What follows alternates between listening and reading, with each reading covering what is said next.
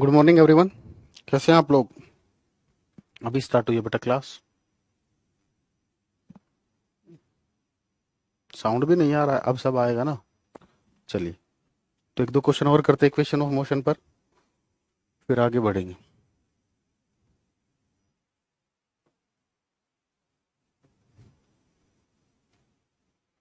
चलिए बेटा, अगला क्वेश्चन लिखिए।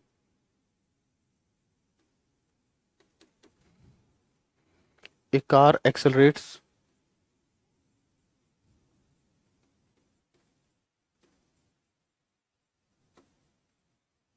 A car accelerates uniformly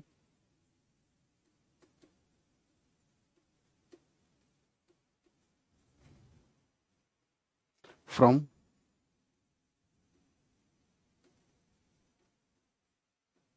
18 kilometre per hour to 36 kilometre per hour in 5 second. Hindi में लिखोगे बेटा।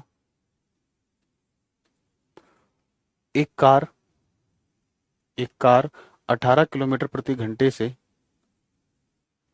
एक कार की का वेग, या चाल लिख लीजिए। एक कार का वेग एक कार का वेग 18 किलोमीटर प्रति घंटे से एक कार का वेग 18 किलोमीटर प्रति घंटे से 5 सेकंड में 5 सेकंड में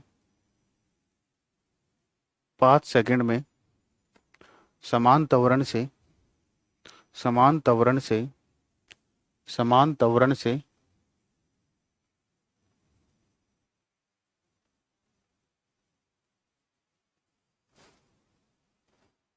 समान त्वरण से 36 किलोमीटर प्रति घंटा हो जाता है। 36 किलोमीटर प्रति घंटा हो जाता है। 36 किलोमीटर प्रति घंटा हो जाता है। 36 किलोमीटर प्रति घंटा हो जाता है। तो निम्नलिखित चीजें ज्ञात कीजिए। तो निम्नलिखित चीजें ज्ञात कीजिए। फर्स्ट है एक्सेलरेशन, त्वरण।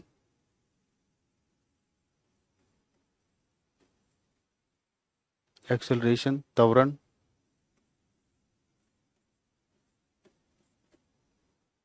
सेकंड है बेटा, इस समय में इस समय में कार ने कितनी दूरी तय की। इस समय में कार ने कितनी दूरी तय की। इस समय में कार ने कितनी दूरी तय की। The car distance, sorry sorry, the distance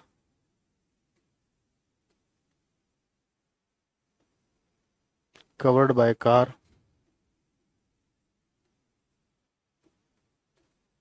the distance covered by car in that time.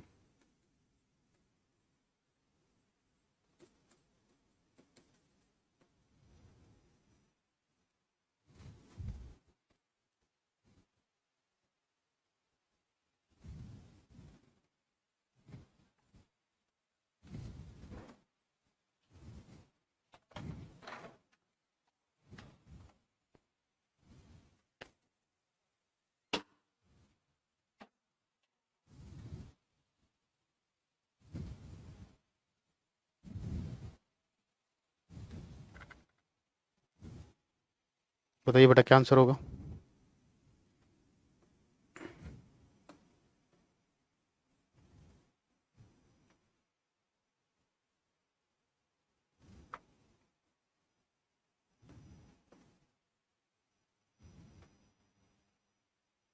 अरे स्मार्ट स्मार्ट तो पहले ही थे, मैं स्मार्ट तो मैं पहले ही हूँ, लेकिन इतना नहीं हूँ, ठीक हूँ। स्मार्टनेस बेटा, चेहरे की स्मार्टनेस कुछ नहीं होती। वो तो थोड़े दिन की मोहताज होती है। एक ही चेहरा देख देख कर आप कौन सा डेली खुश रहते हो, है ना। वो थोड़े दिन की बात होती है बेटा। बाकी चीजों से पर्सनैलिटी। ठीक है, चलिए छोड़िए। वॉल्यूम बेटा ऑलरेडी बहुत हाई है। आपके फोन में दिक्कत है, फोन चेंज कीजिए।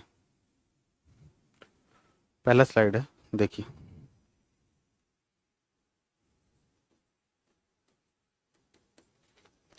एक car accelerates uniformly from, initial speed आपको दे रखी है बेटा 18 किलोमीटर प्रति घंटा, तो इसको मीटर पर सेकंड में कन्वर्ट करोगे 5/18 से मल्टीप्लाई करके, तो ये कितना आएगा 5 मीटर पर सेकेंड।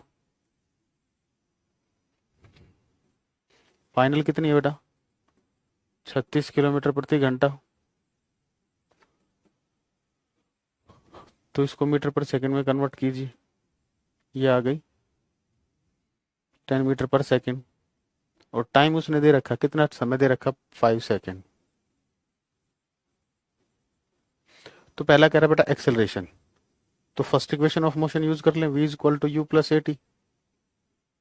वी कितनी है बेटा 10, ये 5, एक्सेलरेशन हमको निकालनी है, टाइम कितना है 5, तो इसको सोल्व कीजिए, तो एक्सेलरेशन कितना आ जाएगा 5/5, यानी कि 1 मीटर पर सेकंड स्क्वायर। चलिए अब डिस्टेंस निकालना है, तो डिस्टेंस के लिए आप ये कर कोई भी यूज कीजिए, v square minus u square equal to 2as। वी कितनी दे रखी है बेटा 10, 10 का स्क्वायर, यू कितनी दे रखी है 5 का स्क्वायर, एक्सेलरेशन कितनी आई 1, ठीक है, तो कितना आ जाएगा 100 माइनस 25, 75/2, ये आ जाएगा आपका s, तो s इक्वल टू आ गया 37.5 मीटर। ठीक है बेटू 32 या 37,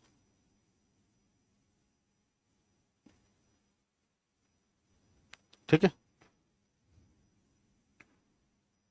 बेटा, मैथ नहीं आती तो मैथ सीखिए, मैथ के बगैर तो आपका कोई भी एग्जाम नहीं निकल सकता। अब ये तो आता ही होगा, अगर इतना भी नहीं आता तो बेटा फिर तो आपको बहुत ज्यादा मेहनत की जरूरत है, नहीं तो बच्चों का भविष्य खराब हो जाएगा गलती से आप टीचर बन गए तो। ठीक है, बहुत बढ़िया बेटा रोहित। चलिए क्वेश्चन और देखते हैं फिर आगे बढ़ेंगे।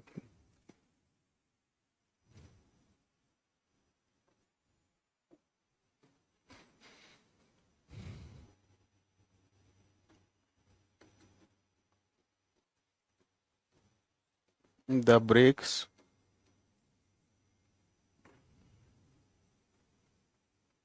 applied the brakes applied to a car, the brakes applied to a car produce to produce an acceleration to produce an acceleration of 6 meter per second square, 6 meter per second square in the opposite direction, in the opposite direction, in the opposite direction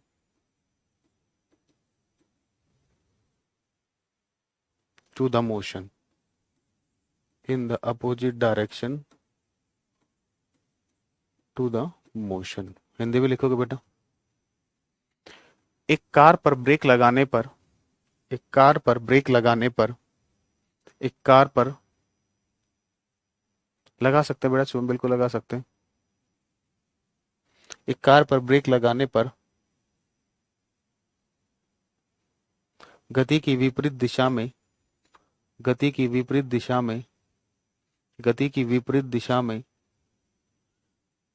गति की विपरीत दिशा में 6 metre पर second square का त्वरण उत्पन्न होता है, 6 मीटर पर सेकंड स्क्वायर का त्वरण उत्पन्न होता है, 6 मीटर पर सेकंड स्क्वायर का त्वरण उत्पन्न होता है, 6 मीटर पर सेकंड स्क्वायर का त्वरण उत्पन्न होता है।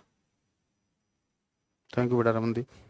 आगे देखिए, इफ द कार टेक्स, यदि कार 2 सेकंड में रुक जाती है, यदि कार ब्रेक लगाने पर, ऐसे लिखो, यदि कार ब्रेक लगाने पर 2 सेकंड में रुक जाती है,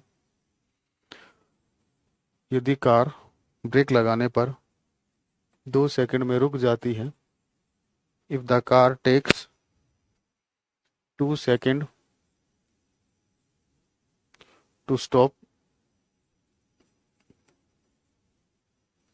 after the application of brakes, after the application of brakes, after the application of brakes,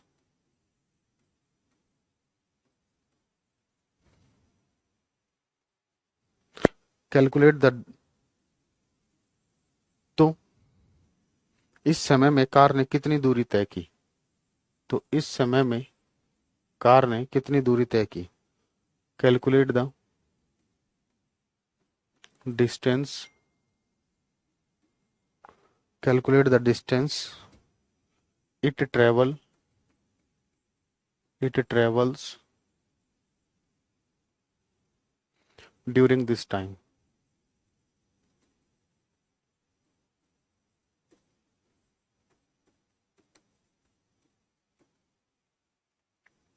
बताइए बेटा, ब्रेक लगाने से बेटा एक्सेलरेशन नेगेटिव हो जाएगा। देखो, जब भी वेलोसिटी बढ़ती है तो एक्सेलरेशन पॉजिटिव लेते हैं, और जब भी वेलोसिटी घटती है तो एक्सेलरेशन नेगेटिव लेते हैं। देखते हैं बेटा मोनिका क्या आंसर आएगा।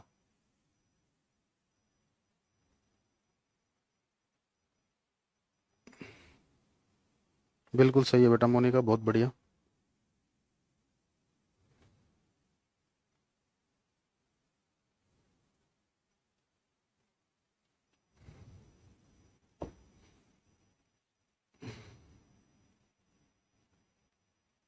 यस बेटा चेतना, बिल्कुल।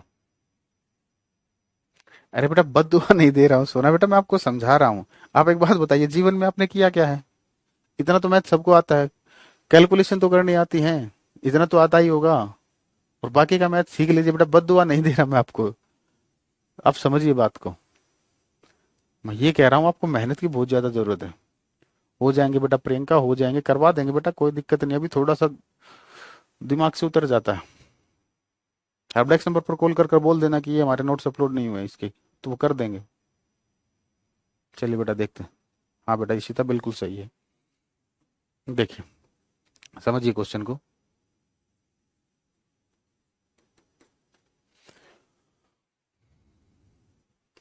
बेटा उसने कितनी एक्सेलरेशन प्रोड्यूस की है? 6। अब ये जो एक्सेलरेशन है ये क्या कह रहा है? अपोजिट है ना, जिस डायरेक्शन में आप चल रहे हो उसके अपोजिट डायरेक्शन में प्रोड्यूस हुई है, तो इसको लेंगे हम नेगेटिव में। ठीक है। कभी आपको पता करना, अब इससे भी पता, अगर आपको नहीं समझ आ रहा हो तो देखिए, एक गाड़ी चल रही थी तो पहले स्पीड ज्यादा होगी, रुकेगी, तो रुकेगी तो फाइनल स्पीड जीरो हो जाएगी, स्पीड घटेगी ना। फाइनल वेलोसिटी आपको दे रखी है जीरो, तो जब भी स्पीड घटेगी एक्सेलरेशन आप नेगेटिव लोगे। ठीक है। और टाइम कितना दे रखा है आपको? 2 सेकेंड। ठीक है। तो आपसे डिस्टेंस पूछा गया है। ठीक है ना। तो डिस्टेंस के लिए आपको बेटा इनिशियल वेलोसिटी निकालनी पड़ेगी। तो पहले यूज करोगे v minus u equal to a t, v equal to u plus a t use करोगे।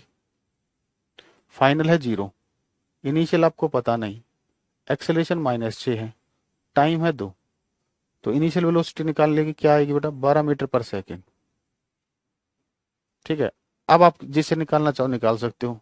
We square minus u square equal to 2as। यहां से आपके पास डिस्टेंस आ जाएगा। फाइनल तो जीरो हो गई, इनिशियल कितनी है? 12 का स्क्वायर, एक्सेलरेशन कितनी है? -6 मल्टीप्लाई बाय एस। इस नेगेटिव से नेगेटिव कैंसिल आउट हो जाएगा। 12 multiply by 12 is equal to 12 second. तो डिस्टेंस कितना आ जाएगा बेटा? 12 मीटर। तो इस तरीके से आप इक्वेशन ऑफ मोशन के क्वेश्चन कर सकते हो। ठीक है बच्चों। बेटा हिंदी में बोला तो था साक्षी, बोलता हूँ हिंदी में। अब आगे बढ़ेंगे बेटा, थ्योरी को अब आगे बढ़ाएंगे। ग्राफ में आपके एक साथ डिस्कस करूंगा, ग्राफ अभी नहीं कर रहा। ठीक है ना, चैप्टर के एंड में डिस्कस करेंगे।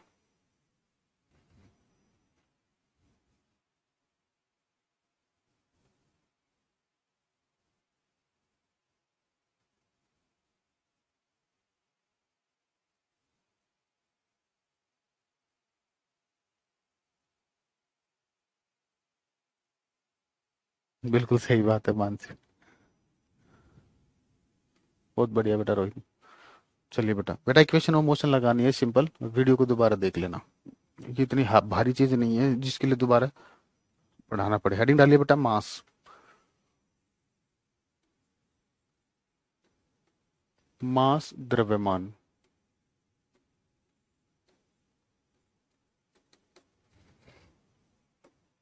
मास द्रव्यमान। मास क्या होता है बेटा? अच्छा मुझे एक बात बताओ, अगर मैं आपसे पूछता हूँ, चलिए एक सिंपल सा क्वेश्चन है, वेट की एसआई यूनिट क्या होगी? भार की, भार का एसआई मात्रक क्या होगा?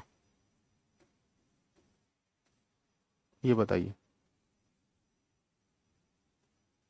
हाँ बेटा, ये बिल्कुल है वसुंधरा जी। साइंस स्पेशल बैच बेटा अभी तो देखते हैं, अगले महीने आएगा या उससे अगले आएगा। साइंस बहुत वीक है, तो बेटा साइंस स्पेशल बैच ज्वाइन कर लेना जब आए, बहुत बढ़िया हो जाएगी साइंस। क्या यूनिट होगा बेटा, जल्दी बताइए। बहुत बढ़िया, क्या होगा बेटा? केजी। वेरी गुड, एक्सीलेंट मूर्खों। फिर मास का क्या होगा? फिर मास का बता दीजिए, मास का क्या होगा? मास का बता दीजिए।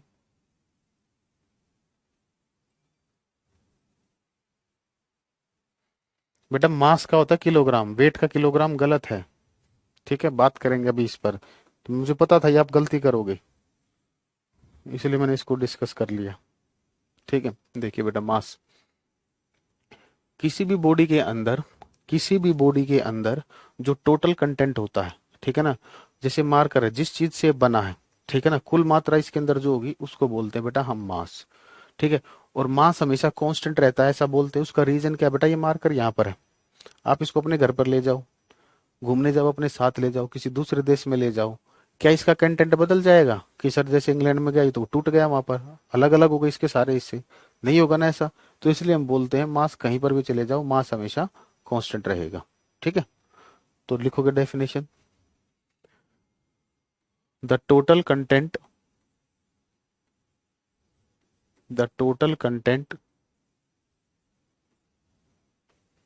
Present in a body, the total content present in a body, the total content present in a body is known as, is known as mass. The total content present in a body is known as mass. Hindi में लिखोगे बेटा, किसी वस्तु के अंदर उपस्थित, किसी वस्तु के अंदर उपस्थित, किसी वस्तु के अंदर उपस्थित, किसी वस्तु के अंदर उपस्थित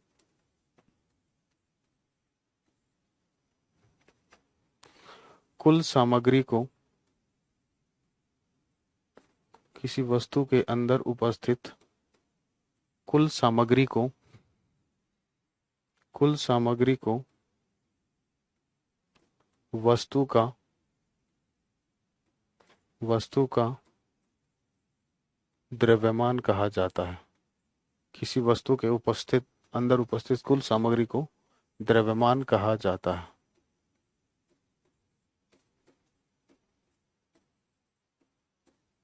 देखो, इट इज ऑलवेज कांस्टेंट, इसका मान हमेशा समान रहता है। इट इज ऑलवेज कांस्टेंट, मैं लिखूंगा एक minute, it is always constant at every place, it is always constant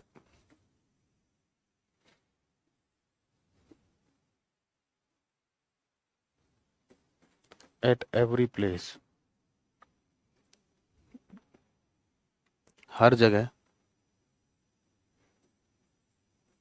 हर जगह इसका मान, हर जगह इसका मान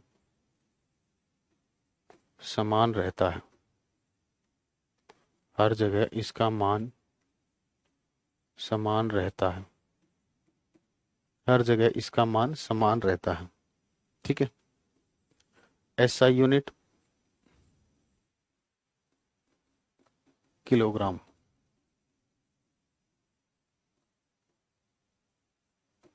ठीक है बेटा, अब बात करते हैं वेट की। बताएंगे ना बेटा, वेट अभी बताएंगे।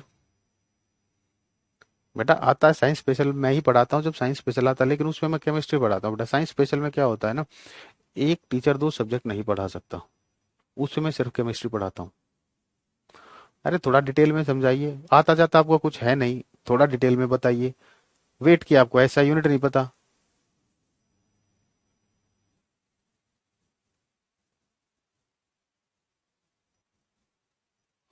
रोहित बेटा ये तो है, होता ही है बेटा, जॉब के साथ दिक्कत तो होती है, लेकिन अभी ये ना, भी मेहनत कर लोगे आगे जॉब मिल जाएगी, फिर आपको स्टेबिलिटी वाली जॉब मिल जाएगी, है ना। थोड़ी तो मेहनत तो करनी पड़ती है। नोट्स वोट्स किसी चैप्टर के नहीं मिलेंगे, नोट्स यहीं से करने हैं आपको जो करने हैं। एटम तो अभी मैंने आप लोगों को पढ़ाया भी नहीं है। एटम कहाँ पढ़ाया मैंने अभी आपको, एटम तो पढ़ाया ही नहीं है। ठीक है ना। पिछली स्लाइड अब तक क्या कर रहे थे बेटा, इतना आधा घंटे की क्लास हो गई और आप। हाँ जी बेटा कुसुम। ठीक है चलिए, बात है वेट पर। हेडिंग डालिए वेट, भार।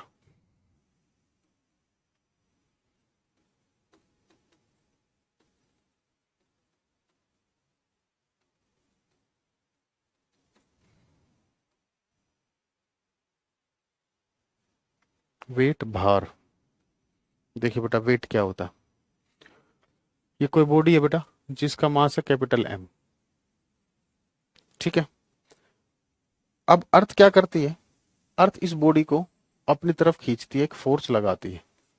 ये जो फोर्स होता है ना, इसी को बोलते हैं हम वेट। तो पृथ्वी जितने बल से किसी बॉडी को अपने केंद्र की तरफ खींचती है, उसी को बोलते हैं बेटा हम वेट। और फोर्स का फॉर्मूला क्या होता है बेटा, मास इनटू एक्सेलरेशन। फोर्स का फॉर्मूला क्या होता है, मास इनटू एक्सेलरेशन। तो मास इसका एम है। तो अर्थ जब किसी बॉडी पर फोर्स लगाती है तो वो कितनी एक्सेलरेशन प्रोड्यूस करती है, स्मॉल जी। कितनी प्रोड्यूस करती है, स्मॉल जी। इस जी की जो वैल्यू होती है बेटा, ये होती है 9.8 मीटर पर सेकंड स्क्वायर। ठीक है। तो वेट क्या है, एक फोर्स है। ठीक है, तो लिखोगे the force, the force by which, the force by which earth attracts a body, the force by which earth attracts a body, earth attracts a body towards its center, towards its center is known as, towards its center is known as weight। ठीक है, हिंदी में लिखोगे बेटा, वह बल, वह बल जिससे, वह बल जिससे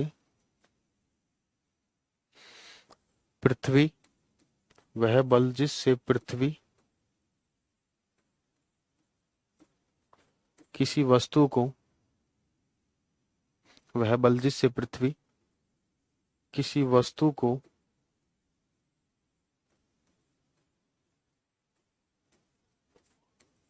अपने केंद्र की तरफ खींचती है, वह बल जिससे पृथ्वी किसी वस्तु को अपने केंद्र की तरफ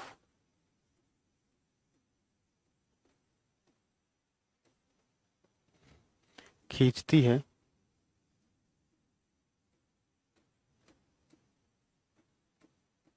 भार कहलाता है, भार कहलाता है।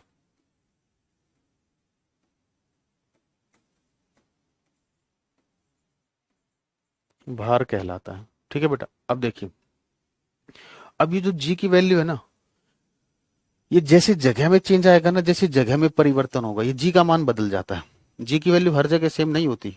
जैसे आप प्लेस चेंज करोगे, जी की वैल्यू चेंज हो जाएगी। जैसे इक्वेटर पर जो होती है, ठीक है, इक्वेटर पर सबसे कम होती है भूमध्य रेखा पर, लेकिन पोल इक्वेटर पर कितनी होती है, जीरो हो जाती है। कितनी हो जाती है, जीरो हो जाती है। ठीक है ना। पोल पर कितनी होती है, ये 9.8। तो ये वैल्यू कहाँ पर होती है बेटा, पोल पर होती है। तो इसका मतलब जी बदल रहा है, जी बदलेगा तो ये पूरा फैक्टर बदलेगा, पूरा फैक्टर बदलने का मतलब वेट चेंज हो जाएगा। ठीक है, तो जैसे ही जगह में चेंज आता है तो जी में चेंज आता है, जी में चेंज आने से वेट बदलता है। लिखोगे with change in the place, जगह में परिवर्तन के कारण, हिंदी में लिखोगे बेटा ये लाइन साथ के साथ, जगह में परिवर्तन के कारण, विद चेंज इन प्लेस, जगह में परिवर्तन के कारण जी का मान बदलता है, जी का मान बदलता है, the value of g change, जगह में परिवर्तन के कारण जी का मान बदलता है, जी का मान बदलता है, जिसके कारण भार बदलता है, जिसके कारण भार बदलता है।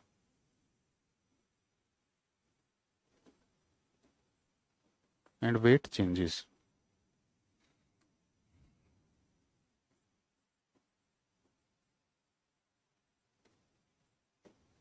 ठीक है, अब बात कर लेते हैं एसआई यूनिट की। ये क्या है बेटा, एक फोर्स है, और फोर्स की एसआई यूनिट क्या होती है, न्यूटन होती है। ठीक है ना, क्या होती है, न्यूटन होती है।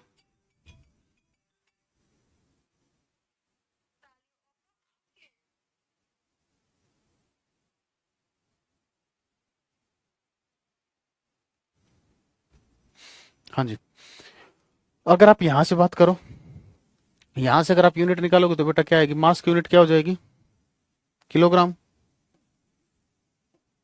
मास यूनिट क्या हो जाएगी, किलोग्राम। और जी क्या है, ये एक्सेलरेशन है, और एक्सेलरेशन की यूनिट क्या होती है, मीटर पर सेकंड स्क्वायर। ठीक है, तो ये कहानी है बेटा वेट की। ठीक है, नोट कीजिए, फिर क्वेश्चन करते हैं। जगह में परिवर्तन के कारण, जगह में परिवर्तन के कारण जी का मान बदलता है, जगह में परिवर्तन के कारण जी का मान बदलता है, बहुत बढ़िया बेटा प्रियंका, जिसकी वजह से, जिसकी वजह से भार बदलता है, जिसकी वजह से भार बदलता है।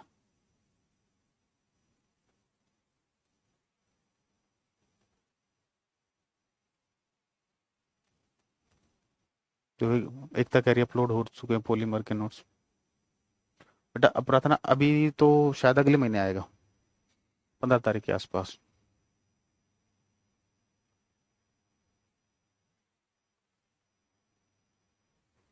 हाँ, इक्वेटर पर वेट जीरो होता है बेटा, बिल्कुल। ठीक है, चलिए एक क्वेश्चन लिखिए बेटा, बहुत बढ़िया क्वेश्चन है।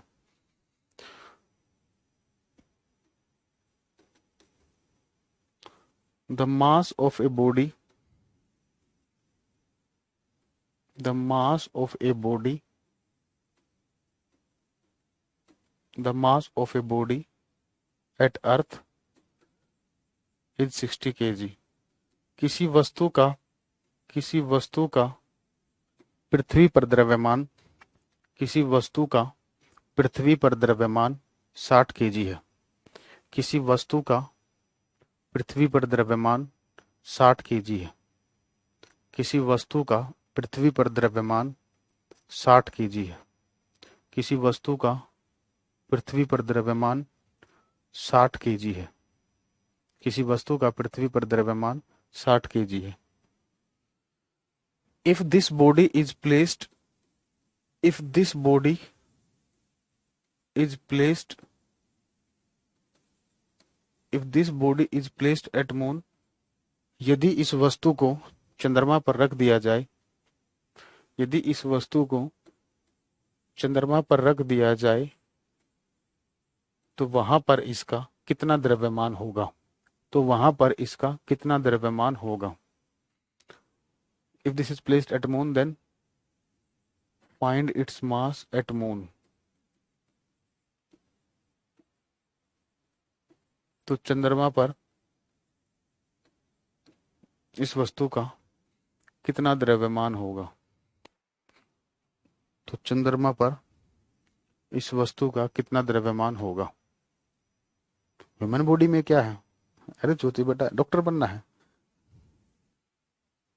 देखो ये इसीलिए कराते हैं, काफी बच्चे गलत करें। देखो कुछ लोगों को फीलिंग आ गई, अच्छा 60। ओहो, चंद्रमा की ग्रेविटी अर्थ की ग्रेविटी का 1/6 होती है, 10 आंसर आ जाएगा। रॉन्ग। बेटा अभी तो बताया है, मास तो सेम रहेगा। आंसर कितना आएगा? 60 kg। ये तो 60 रहेगा, मास में कोई चेंज थोड़ी आता है मूर्खों। इसलिए कहते हैं फीलिंग्स को थोड़ा सा क्वेश्चन में को जो पढ़ो तो फीलिंग्स को साइड में रखकर पढ़ो। ठीक है। चलिए इसी क्वेश्चन में अगर हम बात करें, इसी क्वेश्चन की बात हो रही है, find the weight of the body, find the weight of the body, इसी वस्तु की बात हो रही है, find the weight of the body at moon.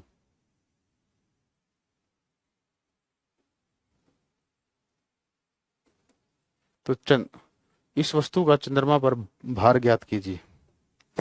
इस वस्तु का चंद्रमा पर भार ज्ञात कीजिए। इस वस्तु का चंद्रमा पर भार ज्ञात कीजिए। इस वस्तु का चंद्रमा पर भार ज्ञात कीजिए। 10 न्यूटन। देखिए बड़ा कमाल के आंसर आएंगे, किसी भी बच्चे का ठीक नहीं है, किसी भी बच्चे का आंसर ठीक नहीं है तो 10 होगा। ये बहुत बढ़िया क्वेश्चन है। अब देखिए ध्यान से सुनिए, अगर आपको चंद्रमा पर वेट निकालना है तो बॉडी के मास में तो कोई चेंज आएगा नहीं, लेकिन जो आप ग्रेविटी रखोगे वो किसकी रखोगे बेटा? मून की रखोगे। ठीक है। अब बताइए, ग्रेविटी मून की ग्रेविटी में और अर्थ की ग्रेविटी में, अर्थ की जो ग्रेविटी होती है बेटा, सॉरी मून की जो ग्रेविटी होती है वो क्या होती है?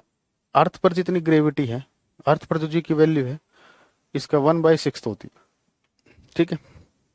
तो इस वैल्यू को मैं यहाँ रख देता हूं।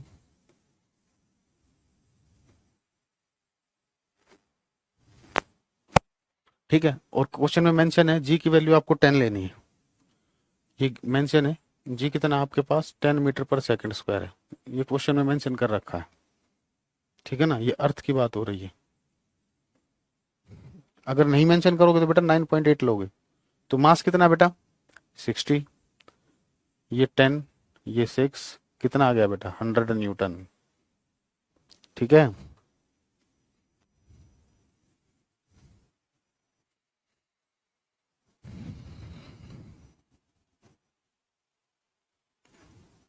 तो बेटा जब क्वेश्चन पेपर में आता है तो उसको ध्यान से पढ़ना है कि वो वेट के बारे में पूछ रहा है, ये मास के बारे में पूछ रहा है। ठीक है। चलिए अब एक कॉन्सेप्ट की बात करें। नहीं समझ आ रहा नया बेटा? क्या समझे? इसमें तो कुछ है ही नहीं। वीडियो को दोबारा देखना बेटा। अब ऐसा थोड़ी है कि दोबारा तो नहीं बताया, मतलब बार बार थोड़ी बताया जाएगा। पहली बार मैं इतनी सुकून से बताता हूँ। अब देखिए, लिखिए, एक चीज समझिए, नोट करके लिखोगे बेटा, नोट 1 करके।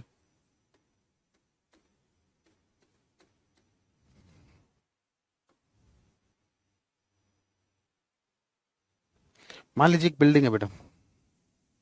ठीक है ना, ये एक बिल्डिंग है। ठीक है। यहाँ पर आप खड़े हो बिल्कुल मस्त माहौल बनाकर। ठीक है। आपके एक हाथ में बेटा बॉल है और एक हाथ में पेपर है, कागज है। ठीक है ना, किसी बिल्डिंग की हाइट पर खड़े हो, एक हाथ में आपके पास बॉल है, एक हाथ में पेपर है। ठीक है।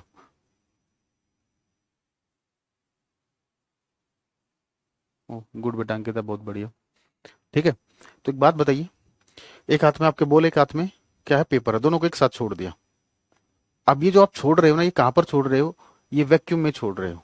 ठीक है ना। ठीक है, जो नोट 1 है तो इसको ये लिखोगे, वैक्यूम की बात हो रही है, क्योंकि फिर हम एयर में भी बात करेंगे।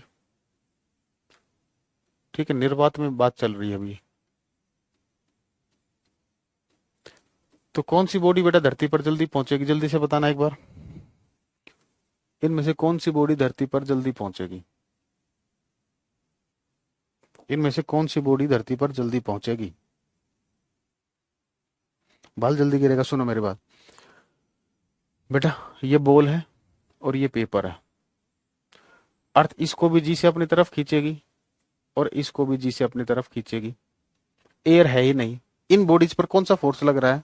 ये ग्रेविटी वाला ही तो फोर्स लग रहा है, ठीक है ना?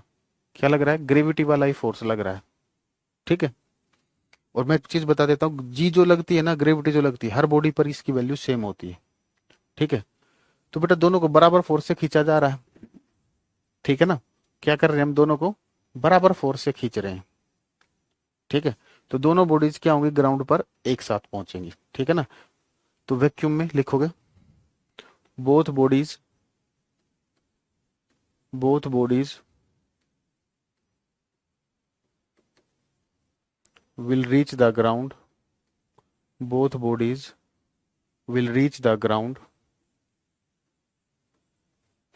at the same time, both bodies will reach the ground at the same time।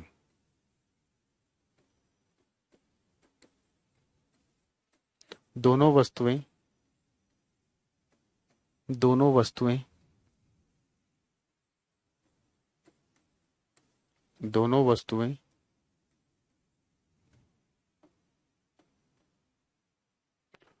दोनों वस्तुएं पृथ्वी पर, दोनों वस्तुएं पृथ्वी पर एक साथ पहुंचेंगी, दोनों वस्तुएं पृथ्वी पर एक साथ पहुंचेंगी, ठीक है। अब नोट टू सेम केस है, लेकिन अब की बार हम बात कर रहे हैं एयर में, इन एयर, वायु में,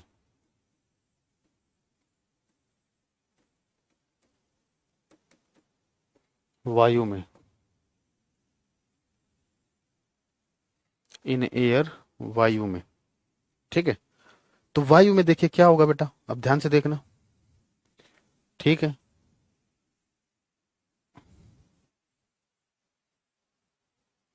दोनों पर जी लग रहा है। अब एयर, आप देखो, आप किसी भी बॉडी को जब ऊपर से छोड़ दे हो तो एयर क्या करती है? उसको ऊपर की तरफ फोर्स लगाएगी। तो अब की बार क्या लगाएगी? ऊपर की तरफ दोनों बॉडीज पर एक फोर्स लगेगा, और ये फोर्स कौन लगाएगा बेटा? एयर लगाएगी। तो किस में एयर ज्यादा फोर्स लगाएगी बेटा? किस में एयर ज्यादा फोर्स लगाएगी? जिसका सरफेस एरिया ज्यादा होगा बेटा। तो अगर आप सोचते हो, इमेजिन करो, क्योंकि साइज तो आपको दे नहीं रखा, तो हमेशा आपको इमेजिन ही करना पड़ेगा। द्रव्यमान बेटा, ये जो कॉन्सेप्ट होता है, पहली बात सुन लीजिए, इस कॉन्सेप्ट का मास से कोई लेना देना नहीं है, ठीक है ना? ये लास्ट में मैं लिखवाऊंगा अभी इसके बाद, इस कॉन्सेप्ट का बेटा मास से कोई लेना देना नहीं है, पहली चीज, ठीक है। तो तो जो फोर्स जो लगा रहे हैं बेटा, वो किस पर ज्यादा लगेगा? पेपर पर ज्यादा लगेगा। क्यों? क्योंकि पेपर का सरफेस एरिया ज्यादा है। तो ये जो कॉन्सेप्ट होता है बेटा, ये सरफेस एरिया पर डिपेंड करता है। अगर आप किसी भी दो या कितनी भी बॉडीज को एयर में ड्रॉप कर रहे हो किसी हाइट से, तो जो ये जो कॉन्सेप्ट होगा, ये किस पर डिपेंड करेगा? बॉडी के सरफेस एरिया पर। जिसका सरफेस एरिया ज्यादा होगा, एयर उस पर ज्यादा फोर्स लगाएगी। अगर ज्यादा फोर्स लगाएगी तो पेपर क्या होगा बेटा? लेट पहुंचेगा, जबकि बॉल आपकी जल्दी पहुंचेगी, ठीक है ना? तो इसके यहां पर लिख देते हैं, चलो लिखवा देता हूं।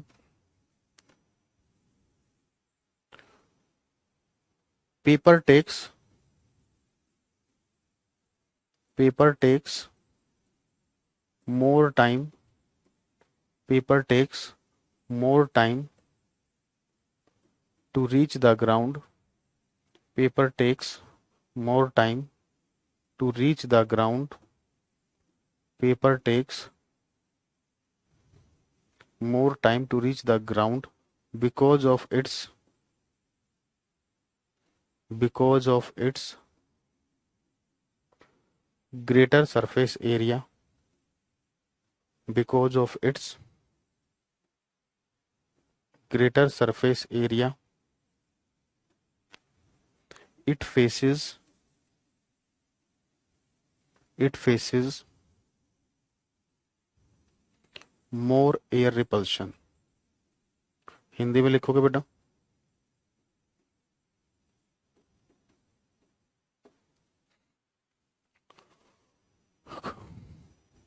कागज का पृष्ठीय क्षेत्रफल अधिक होने के कारण, लाइव है बेटा दीपा, आप लोग यार, आप बच्चों वाले कमेंट करके आप लोग, मतलब मैं इसीलिए तो मूड खराब होता है, पढ़ाने की सारी इच्छा ही मर जाती है, ठीक है।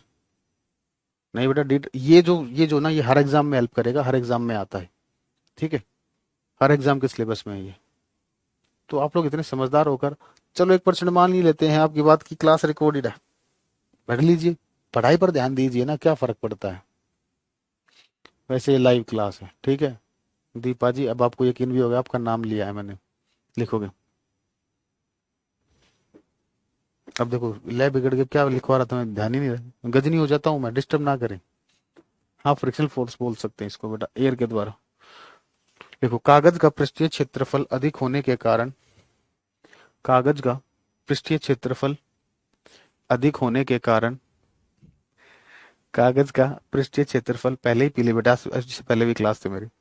कागज का पृष्ठीय क्षेत्रफल अधिक होने के कारण,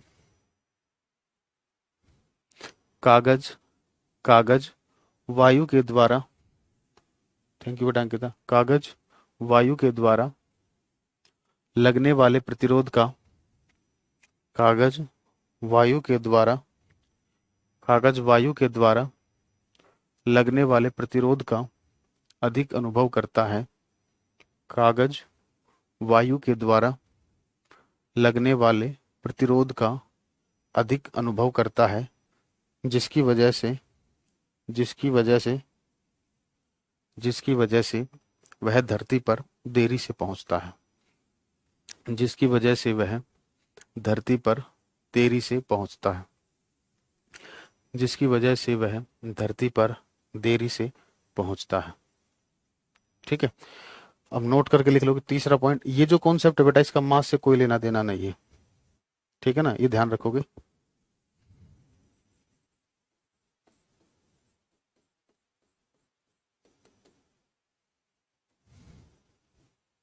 ठीक है, तीसरा पॉइंट, ये इंग्लिश में ही लिखना है सभी को, क्योंकि हिंदी में मुझे नहीं पता, और इतने आपको सेंस भी होगी। The above concept is independent to mass. The above concept is independent to mass. दो क्वेश्चन कराऊंगा, सारी चीजें क्लियर हो जाएंगी। The above concept is independent to mass. The above concept is independent to mass. Equator का मतलब बताओ, ठेका ले रखा है बेटा, हैं? ज्योग्राफी नहीं पढ़ी कभी जिंदगी में? हम्म, ज्योग्राफी नहीं पढ़ी? इक्वेटर नहीं पता? अरे मूर्ख, ये अर्थ है, ये वाला पोल होता है, ये इक्वेटर होता है, ये इक्वेटर होता है, ये पोल होता है। क्या होगा आपका जीवन में, समझ नहीं आता।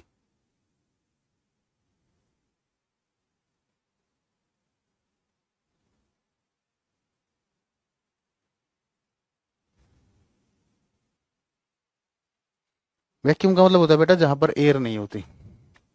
वैक्यूम का मतलब होता है जहां पर एयर नहीं होती। एयर फ्री स्पेस को बोलते हैं बेटा वैक्यूम। ठीक है, एयर फ्री स्पेस को क्या बोलते हैं हम? वैक्यूम। ठीक है, विषुवतीय रेखा बता, देख लेना बेटा जो भी। इससे ज्यादा बेसिक कुछ होता ही नहीं बेटा, डेजी, इससे ज्यादा बेसिक कुछ होता नहीं। चलिए बेटा, क्वेश्चन लिखिए, दो क्वेश्चन लिखवाऊंगा, बीच में लाइन डाल के लिखिए। when a ball when a ball and feather when a ball and a feather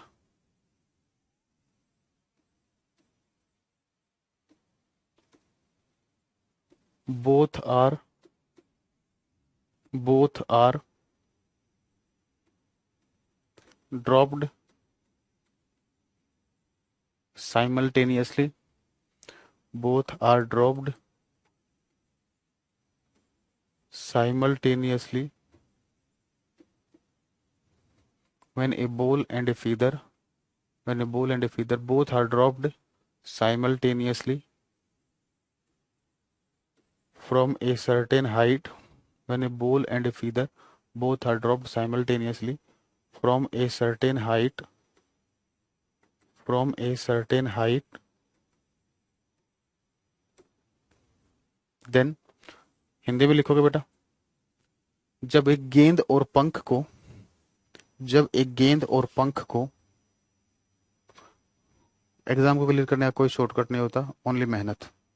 जब एक गेंद और पंख को किसी ऊंचाई से, जब एक गेंद और पंख को, बेटा सुनिए, एक बात ध्यान से सुन लेना सभी। मेरे यूट्यूब चैनल पर एक वीडियो है स्ट्रेटेजी के नाम से, कैसे आपको एग्जाम की तैयारी करनी चाहिए, उसको फॉलो करेंगे। 1 घंटे की वीडियो है, अपने टाइम को कैसे मैनेज करेंगे, उसमें मैंने स्पेशली एसएससी पर फोकस कर कर बना रखी है। ठीक है, लेकिन आप उसे किसी भी एग्जाम पर लगा सकते हो, बस सब्जेक्ट चेंज कर लेना। पढ़ने का तरीका क्या होना चाहिए, कैसे आपको पढ़ना चाहिए, ठीक है ना, सब्जेक्ट्स को कैसे डिवाइड करना चाहिए, डेली कितने सब्जेक्ट, सारे सब्जेक्ट को भी पढ़ना हो तो कैसे पढ़ सकते हो। ठीक है, नहीं 6 साइंस स्पेशल नंबर 10 तक की साइंस कवर रहती है। ठीक है, तो ये सभी देखना, इससे आपको हेल्प मिलेगी, ये मेरा फंडा है, आप इसको फॉलो करना 6 महीने में। अगर आपने इसे ईमानदारी से फॉलो करा है, अगर आपने इसे 6 महीने में ईमानदारी से फॉलो करा है तो आपका सिलेक्शन हो जाएगा, गारंटी। ठीक है, तो स्ट्रेटेजी के नाम से मेरे यूट्यूब चैनल पर वीडियो है, आज ही देखना उसको क्लास के बाद, ठीक है ना। उसको ये मत सोचना कि सर की 1 घंटे की वीडियो है, टाइम वेस्ट हो जाएगा हमारा 1 घंटा, वो टाइम वेस्ट नहीं हो रहा, वो टाइम यूटिलाइज हो रहा है। आपके जो बार बार जो सवाल होते हैं, पढ़ना कैसे चाहिए, मोटिवेशन वोटिवेशन कुछ नहीं होता, पहली बात तो सुन लीजिए। आपके घर वाले ही आपका सबसे बड़ा मोटिवेशन है, ठीक है ना। और पढ़ने का तरीका क्या होना चाहिए वो यहाँ से चेक कर लेना एक बार, ठीक है।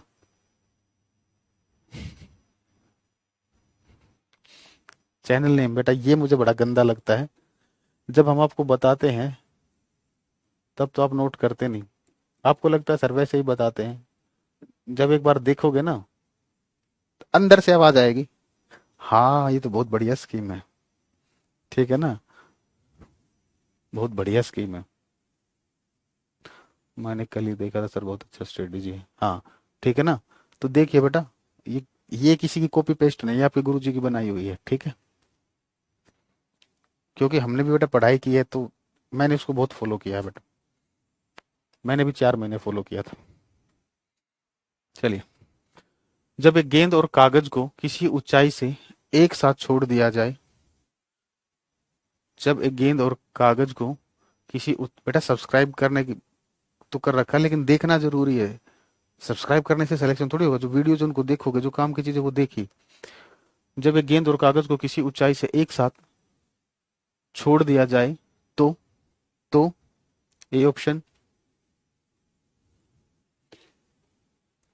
बॉल रीचेस ग्राउंड फर्स्ट,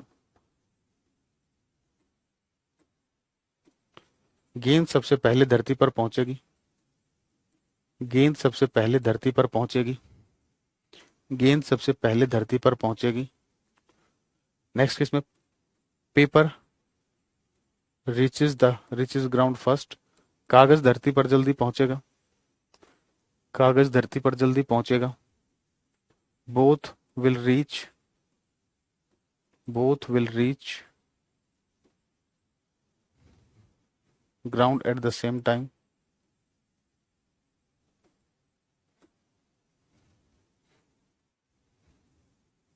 दोनों धरती पर एक साथ पहुंचेंगे,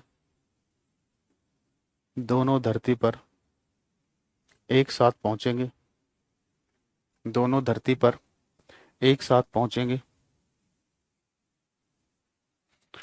डी, नन ऑफ दीज, इनमें से कोई नहीं।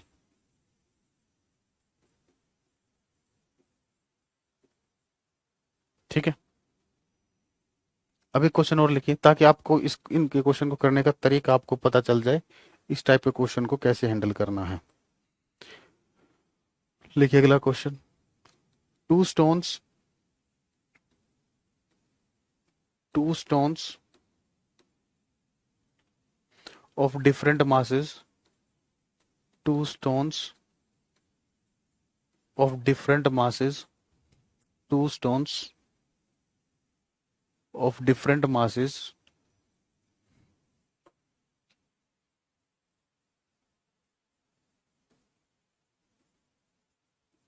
are dropped, two stones of different masses, two stones of different masses are dropped from a, are dropped from a sorry sorry, are dropped simultaneously लिखिए बेटा, are dropped simultaneously, are dropped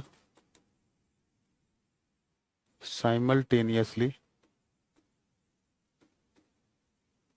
two stones of different masses are dropped simultaneously from a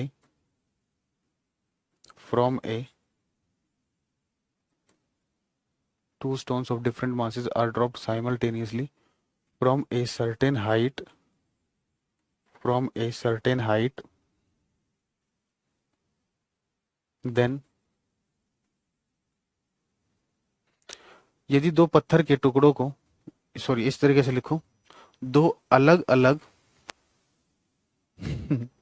अगर after marriage no motivation, बहुत बढ़िया, दो अलग अलग द्रव्यमानों के, दो अलग अलग द्रव्यमानों के पत्थर के टुकड़ों को, दो अलग अलग द्रव्यमानों के पत्थर के टुकड़ों को,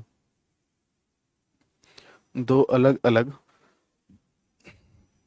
द्रव्यमानों के पत्थर के टुकड़ों को, पत्थर के टुकड़ों को यदि किसी ऊंचाई से, यदि किसी ऊंचाई से एक साथ छोड़ दिया जाए, किसी ऊंचाई से एक साथ छोड़ दिया जाए, किसी ऊंचाई से एक साथ छोड़ दिया जाए, तो किसी ऊंचाई से एक साथ छोड़ दिया जाए तो A option, heavier stone will reach the ground first, heavier stone will reach the ground, heavier stone will reach the ground, heavier stone will reach the ground first। तो भारी पत्थर का टुकड़ा, तो भारी पत्थर का टुकड़ा, तो भारी पत्थर का टुकड़ा धरती पर जल्दी पहुंचेगा, तो भारी पत्थर का टुकड़ा धरती पर जल्दी पहुंचेगा। आप इधर को पंख लिख लेना, अगर कागज लिखवाया तो पंख लिख लेना, सॉरी यहां पर फीदर आएगा।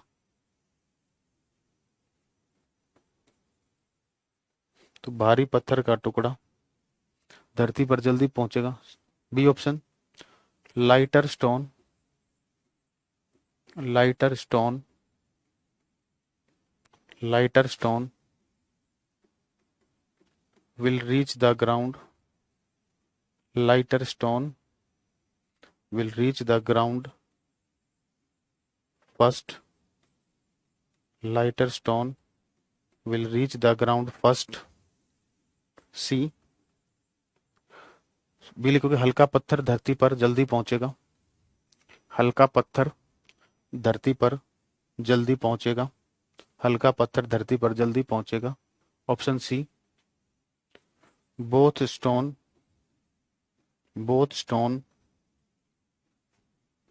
will reach the ground, both stone will reach the ground at the same time, reach the ground at the same time।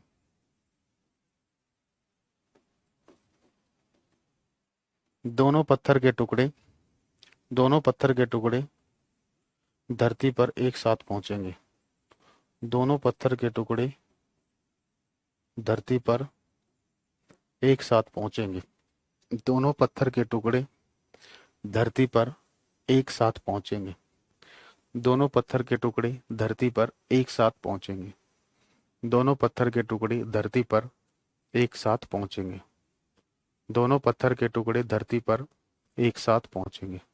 ठीक है, बताइए बेटा, दोनों के आंसर बताइए, आप चेक कर लीजिए फिर मैं बताता हूं।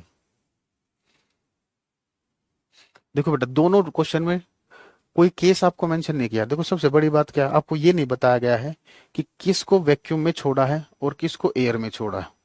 ठीक है ना, ये कहीं पर मेंशन नहीं है। ठीक है ना, तो अब ऐसे केसेस में आप कैसे डिसाइड करोगे कि आपको वैक्यूम का केस लेना है या एयर का केस लेना है। ठीक है, सुनिए, दो बॉडीज इसमें है, दो बॉडीज इसमें है। आप जब इस क्वेश्चन को पढ़ते हो तो आपको बॉल और फीदर देखते ही विजुअलाइज कर पाते हो। अच्छा बॉल तो इस साइज की होगी, पंख कुछ इस साइज का होगा। मतलब अगर जब आप इस क्वेश्चन को पढ़ते हो तो इन दोनों बॉडीज के सरफेस एरिया को आप कंपेयर कर सकते हो। लेकिन वही बात अगर हम यहाँ पर करें, दो स्टोन दे रखे हैं, तो दो स्टोन देने की वजह से आप इनके सरफेस एरिया को कंपेयर नहीं कर सकते। दो स्टोन की क्या है बेटा, ये दो स्टोन देने की वजह से आप इनके सरफेस एरिया को कंपेयर नहीं कर सकते। तो जब भी क्वेश्चन में आप सरफेस एरिया को कंपेयर नहीं कर सकते, तो उस केस में क्या होगा, दोनों बॉडीज एक साथ धरती पर पहुंचेंगी, यानी कि वैक्यूम का केस है। ठीक है। लेकिन जब आप सरफेस एरिया को कंपेयर कर सकते हो, तो उसके अकॉर्डिंग आपको आंसर देना है। ठीक है। तो आंसर आ जाएगा ऑप्शन ए। ठीक है।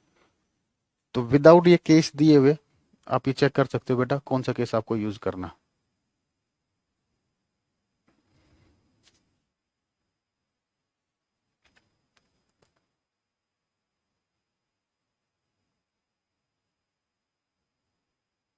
मास से इंडिपेंडेंट है।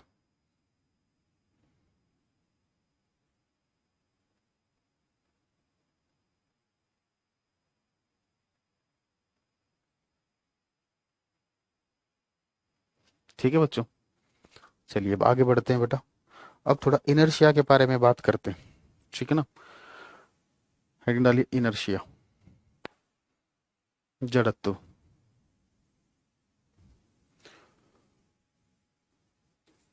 इनर्शिया,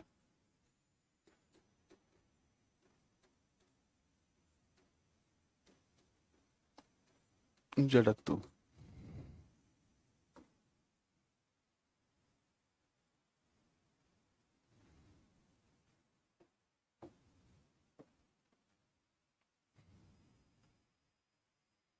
ठीक है। इनर्शिया क्या होता है बेटा, किसी भी बॉडी के अंदर ये प्रॉपर्टी होती है। अगर वो बॉडी मास में है तो सॉरी, अगर वो बॉडी रेस्ट में है तो वो रेस्ट में रहना पसंद करेगी, और अगर वो बॉडी मोशन में है तो मोशन में रहना पसंद करेगी। फीदर की जगह आयरन शीट लेंगे तो ऐसा होगा ही नहीं बेटा, पेपर समझदार लोग बनाते, बेफिक्र रहे आप। इतना एक फिक्स्ड क्राइटेरिया होता है क्वेश्चन पूछने का, वही उसी टाइप से पूछे जाएंगे। ठीक है। चलिए, तो इनर्शिया क्या होता है सुनिए। किसी भी बॉडी का एक खुद का प्रॉपर्टी होती है। ठीक है ना। जैसे आपके अंदर भी इनर्शिया है या नहीं है। अगर कोई आप में चेंज करना चाहे, आप चाहते हो कि नहीं हम जो कर रहे हैं हम तो सही है। ठीक है, आपको हमेशा ठीक लगता है, चाहे वो गलत हो चाहे सही हो, लेकिन आपको हमेशा वो ठीक लगेगा। तो कोई अगर आपके अंदर चेंज करना चाहते तो आप क्या उसे चेंज करना चाहोगे? नहीं चाहते ना मैक्सिमम लोग। नहीं हम तो ठीक है, हम अपनी गलती मानते हैं, हम तो ठीक है, पता भी है गलती नहीं, नहीं हम तो ठीक है।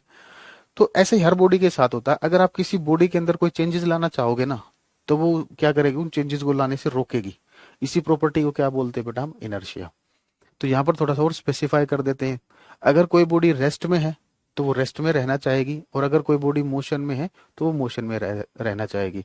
इस प्रॉपर्टी को क्या बोलते हैं बेटा हम, इनर्शिया। ठीक है, तो लिखोगे, it is the inherent property, it is the inherent property, it is the inherent property of a body, of a body due to विच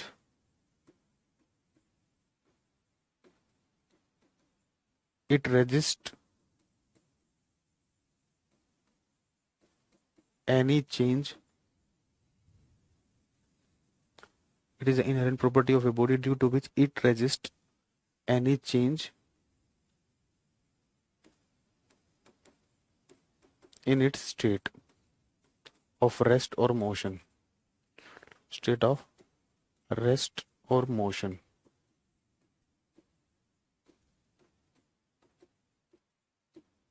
ठीक है, हिंदी में लिखोगे, यह वस्तु का, यह वस्तु का, यह वस्तु का वह गुण है, यह वस्तु का वह गुण है, यह वस्तु का वह गुण है, यह वस्तु का वह गुण है जिसकी वजह से,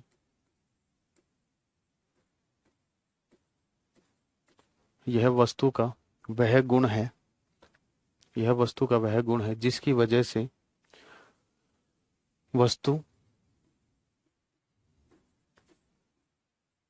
अपनी गति या विराम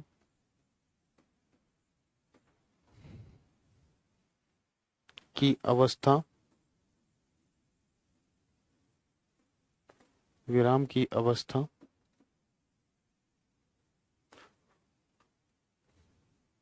अवस्था में होने वाले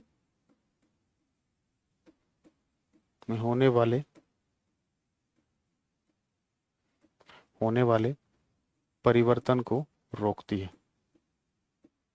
में होने वाले परिवर्तन को रोकती है।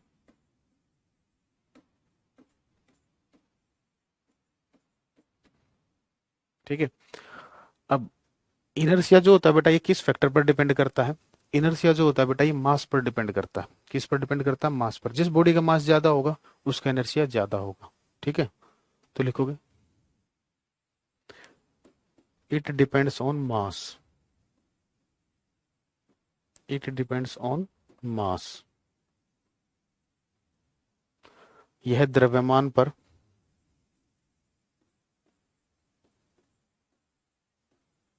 यह द्रव्यमान पर निर्भर करता है, यह द्रव्यमान पर निर्भर करता है, यह द्रव्यमान पर निर्भर करता है, यह द्रव्यमान पर निर्भर करता है। बेटा नाइन्थ क्लास का है तो क्या हुआ? केवीएस में और सुपर टेट में बेटा मेंशन कर रखा है बेटा, ये आपका सिलेबस है। ठीक है ना, तो उससे क्या फर्क पड़ता है, नाइन्थ का है।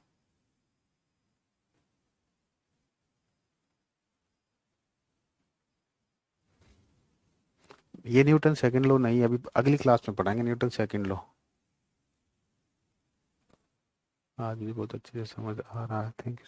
इसलिए बेटा आज कमेंट देखोगे, आज कमेंट इतने ज्यादा फर्जी कमेंट नहीं हुए हैं, इसीलिए तो क्लास बड़े अच्छे से चले। न्यूटन फर्स्ट लॉ और इनर्शिया में कोई खास डिफरेंस नहीं है, बस न्यूटन ने क्या किया, इसी में एक लाइन और बोल दी। ठीक है ना। अच्छी जो इनर्शिया, चलिए अब एक मिनट आगे बढ़ते हैं बेटा मोमेंटम के बारे में।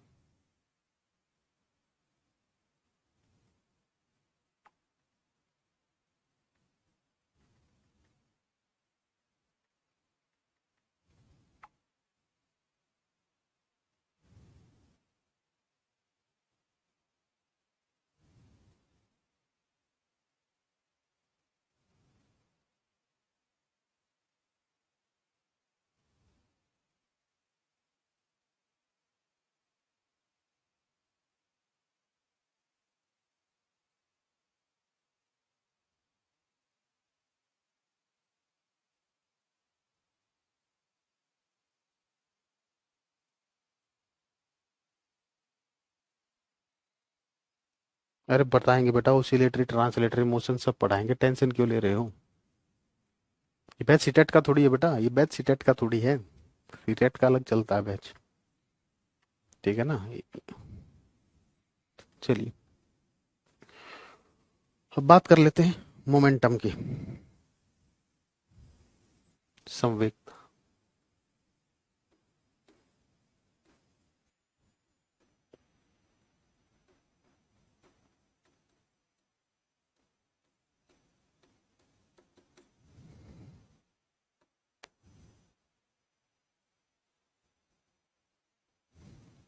तो मोमेंटम क्या होता है बेटा? सिंपली मास और वेलोसिटी का प्रोडक्ट होता है। डेफिनेशन लिख लेते हैं, फिर फॉर्मूला देखते हैं।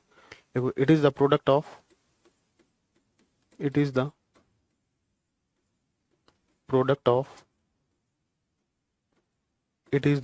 product of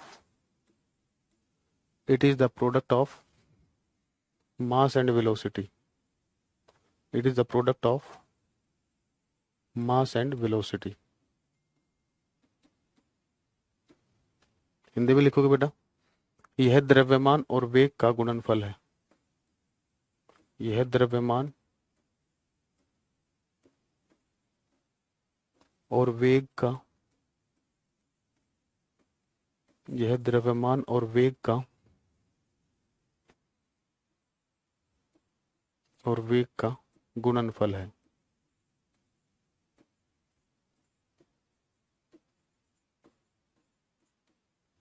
ठीक है, चलिए इसको मोमेंटम को हम पी से लिखते हैं। ये क्या होता है बेटा, मास मल्टीप्लाई बाय वेलोसिटी, द्रव्यमान मल्टीप्लाई बाय वेग। ठीक है, तो इसकी यूनिट क्या हो जाएगी बेटा, इसकी यूनिट क्या हो जाएगी,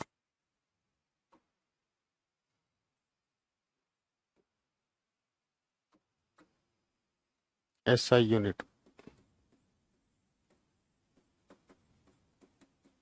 एसआई यूनिट क्या हो जाएगी बेटा इसकी, मास की किलोग्राम, वेलोसिटी की मीटर पर सेकंड स्क्वायर। ठीक है, अब मुझे ये बताओ ये स्केलर क्वांटिटी होगी या वेक्टर होगी, बस इतना बता दीजिए।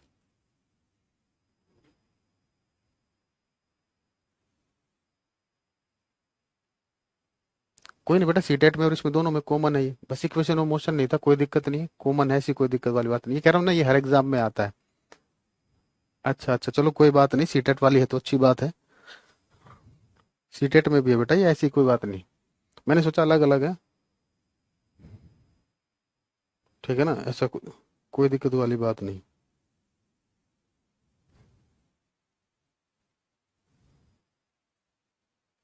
दोनों में है, चलिए। बस जो इक्वेशन ऑफ मोशन था ना, इक्वेशन ऑफ मोशन के जो न्यूमेरिकल कराए थे बेटा वो सीटेट में नहीं आते। इक्वेशन ऑफ मोशन जो होता है, हाँ हाँ सीटेट की क्लास है, कोई दिक्कत नहीं। अरे मतलब हाँ, ठीक है, इसमें सीटेट बैच भी सुपर। हाँ हाँ ठीक है बेटा, ये जो वो गलती से लग गई होगी, चलो कोई बात नहीं, लेकिन ये दोनों में है बेटा। तो उस बात चीज को छोड़ दे, आप देखोगे ये दोनों में है। ठीक है, चलिए।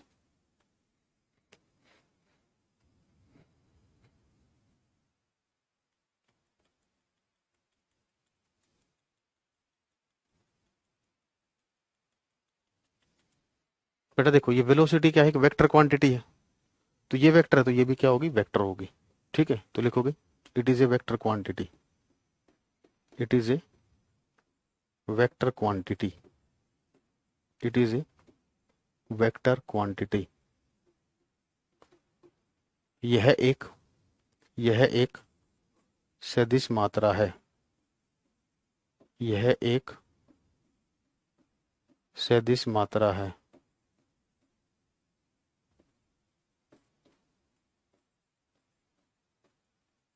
यह एक सदिश मात्रा है। ऐसा यूनिट इसका और वेट नहीं बेटा, वेट का और इसका सेम कैसे हो जाएगा, वो एक्सेलरेशन था। आता है बेटा, सिलेंडर सब आता है। स्क्वायर नहीं होगा वो, सॉरी सॉरी, हाँ मीटर पर सेकंड आएगा, ये स्क्वायर नहीं होगा, किलोग्राम मीटर पर सेकंड, सॉरी बाय मिस्टेक। बहुत बढ़िया बेटा प्रतीक, बहुत बढ़िया। चलिए, आपको ध्यान तो है।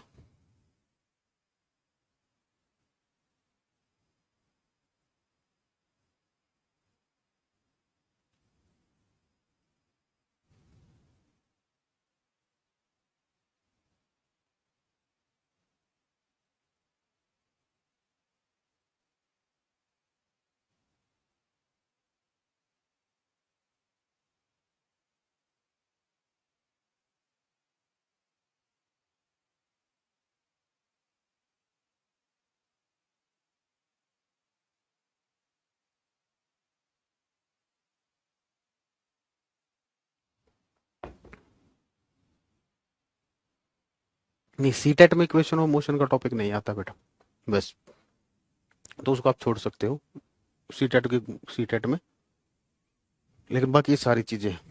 ठीक है, अभी तो पढ़ेंगे बेटा, पढ़ेंगे, रुक जाइए, अभी तो टाइम है ना। चलिए, अब थोड़ा सा काम करते हैं, काइनेटिक एनर्जी के बारे में बात करते हैं, फिर मोमेंटम में और काइनेटिक एनर्जी में क्या रिलेशन होता है, समझ, रुकिए अभी।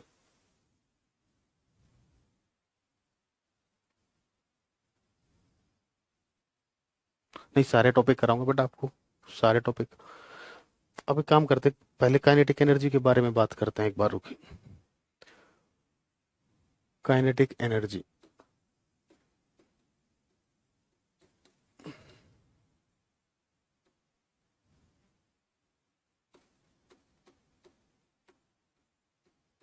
गतिज ऊर्जा। देखो काइनेटिक एनर्जी क्या होती है बेटा, जब भी कोई बॉडी मोशन में होती है, ठीक है ना, जब भी कोई बॉडी मोशन में होती है तो उसमें जो एनर्जी होती है वो होती है काइनेटिक एनर्जी। जैसे मैं हूँ बेटा, मैं रेस्ट पर हूँ, अभी कोई दिक्कत नहीं, ठीक है, लेकिन जैसे मैं चलता हूँ, मोशन की वजह से जो एनर्जी आती है, मोशन की वजह से जो एनर्जी आती है उसको क्या बोलते हैं बेटा हम, काइनेटिक एनर्जी। पढ़ाऊंगा बेटा लॉ ऑफ इनर्शिया अगली क्लास में पढ़ाऊंगा, अभी रुक जाइए, ठीक है ना, क्योंकि मुझे अभी देखो जब न्यूटन सेकंड लॉ पढ़ेंगे तो वहां पर आपको इनर्शिया के बारे में भी पता होना चाहिए, दूसरा आपको मोमेंटम के बारे में पता होना चाहिए, तो इसलिए मैंने वो दोनों पहले पढ़ा दिए। अब काइनेटिक एनर्जी और मोमेंटम से क्वेश्चन बनता है, ठीक है, इसलिए पहले काइनेटिक एनर्जी देख लीजिए, फिर इसका रिलेशन क्या होता है मोमेंटम के साथ। तो जब भी कोई बॉडी मोशन में होती है, मोशन की वजह से जो एनर्जी आती है उसको बोलते हैं हम काइनेटिक एनर्जी। तो लिखोगे the energy possessed by a body, the energy possessed, spelling आप देख लेना, by a body, the energy possessed by a body due to, the energy possessed by a body due to its motion, due to its motion, due to its motion is known as। और बेटा जो Newton के जो नियम है ना, सुन लीजिए, वो सी टेट में भी आते हैं, कभी आप सोच रहे हो ना, अभी किसी बच्चे ने कहा था इनर्शिया तो 9th का टॉपिक है, सी टेट में भी आता है बेटा वो, ठीक है ना, न्यूटन के जो नियम है, ठीक है ना यकीन हो तो देख लेना, क्वेश्चन प्रीवियस ईयर में पता चल जाएगा।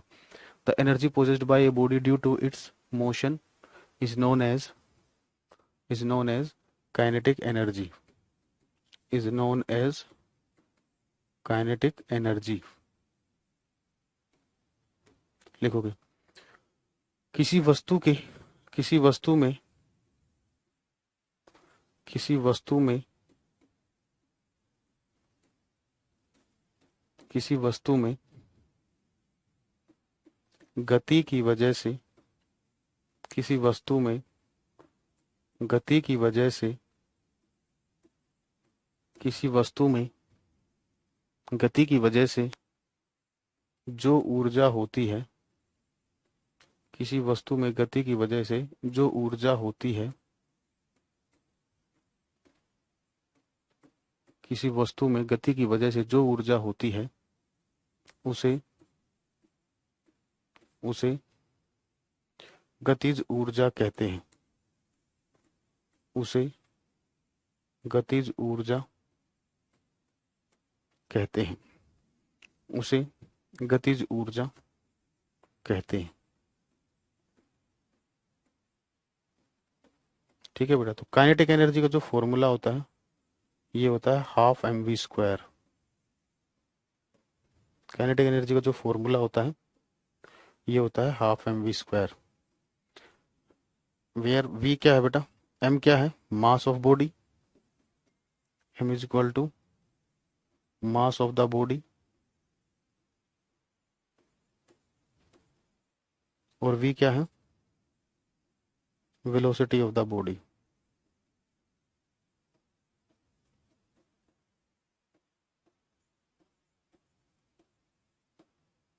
ठीक है। लिखोगे वस्तु का द्रव्यमान, द्रव्यमान, वस्तु का द्रव्यमान और वस्तु का वेग, वस्तु का वेग, ठीक है बेटा विकास।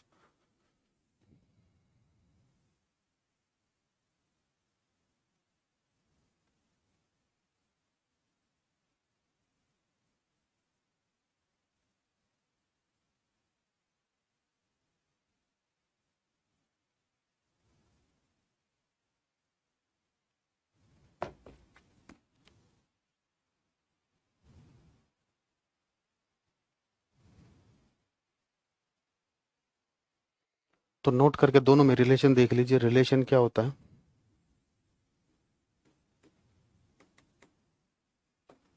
एक क्वेश्चन कराऊंगा बेटा।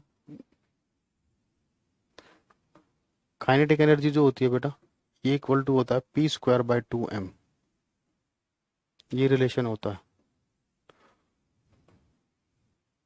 पी मोमेंटम है, ठीक है ना, काइनेटिक एनर्जी क्या ही है, m mass of the body.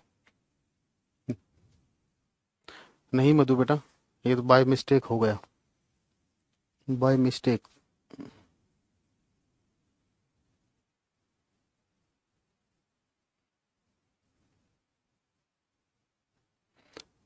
बेटा शैलेंद्र, पेपर 2 में आएगा, पहली बात तो ध्यान रखना, पेपर 1 की बात नहीं हो रही, पेपर 2 में आएगा सीटेट में, ठीक है। पेपर 1 में साइंस कहाँ आती है, ऐसी आती है, एक दो क्वेश्चन आ जाता है बस। समझ नहीं आया बेटा, ये फॉर्मूला होता है काइनेटिक एनर्जी का, ये रिलेशन डिराइव करने की आपको जरूरत नहीं है। काइनेटिक एनर्जी है, ये मोमेंटम है, ये मास ऑफ द बॉडी है, ठीक है। चलिए बेटा एक क्वेश्चन कराता हूँ, देखते हैं क्वेश्चन, ढूंढना पड़ेगा अभी।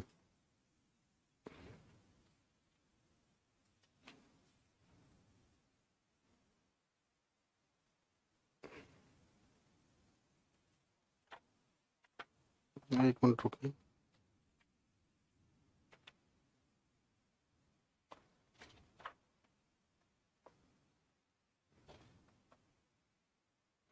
देखिए क्वेश्चन जो आपसे पूछा गया था, देखिए देखिए question,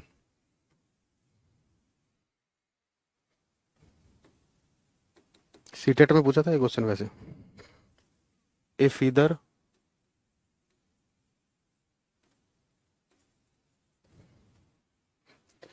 weighing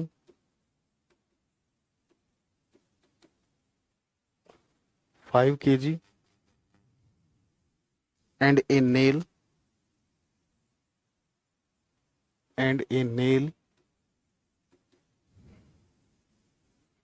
weighing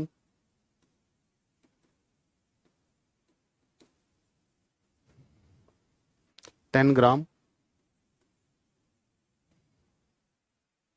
have same kinetic energy, 10 gram have same kinetic energy,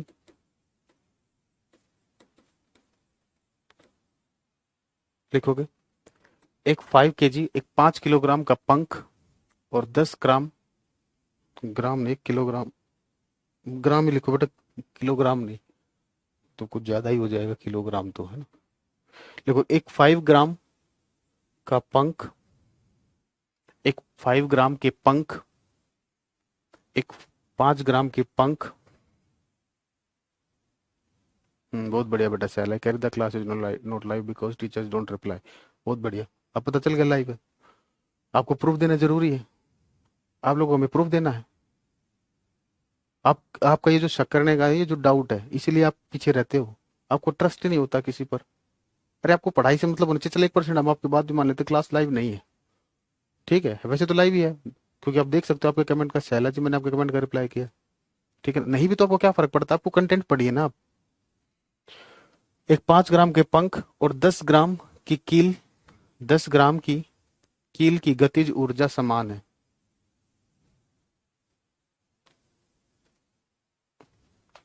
10 ग्राम की कील की गतिज ऊर्जा समान है, which is which of the following, पूरा ही लिखना पड़ेगा क्या, which of the following statement is true, निम्न में से कौन सा कथन सत्य है। Which of the following statement is true,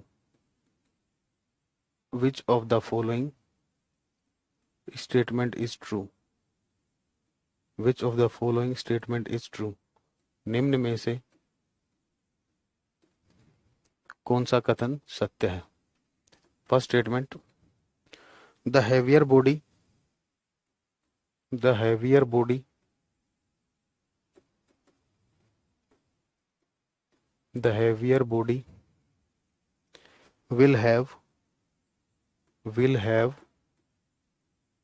higher momentum, the heavier body will have higher momentum। Hindi में लिखोगे,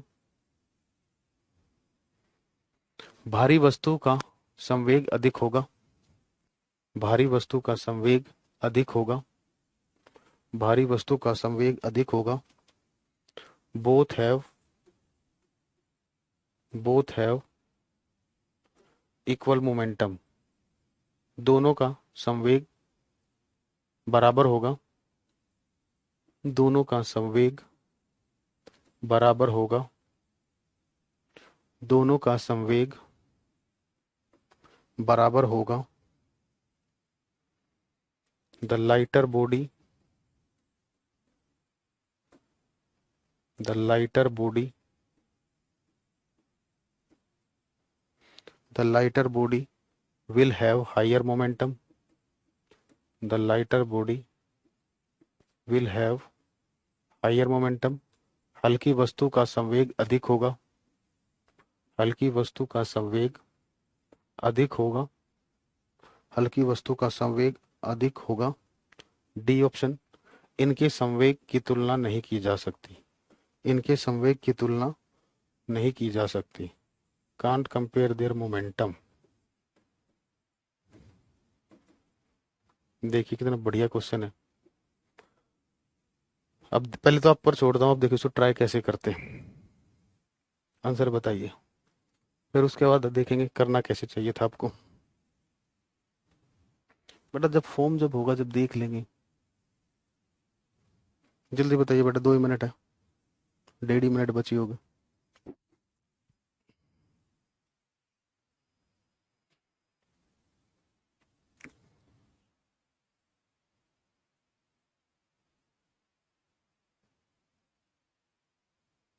इसको आप डायरेक्ट भी कर सकते थे, लेकिन जो स्टेटमेंट उसने दी है देखिए, हमारे पास रिलेशन है बेटा, kinetic energy is equal to p² / 2m। तो दोनों की काइनेटिक एनर्जी सेम है बेटा, काइनेटिक एनर्जी सेम है, तो जो मोमेंटम होगा p², ये डायरेक्टली प्रोपोर्शनल हो जाएगा बेटा m के। ये रिलेशन आ जाएगा ना थोड़ा बहुत।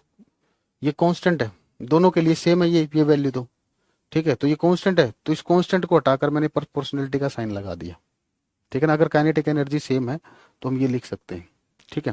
तो यानी कि किसका मोमेंटम ज्यादा होगा बेटा, जिसका मास ज्यादा होगा, तो heavier body will have higher momentum. Option A.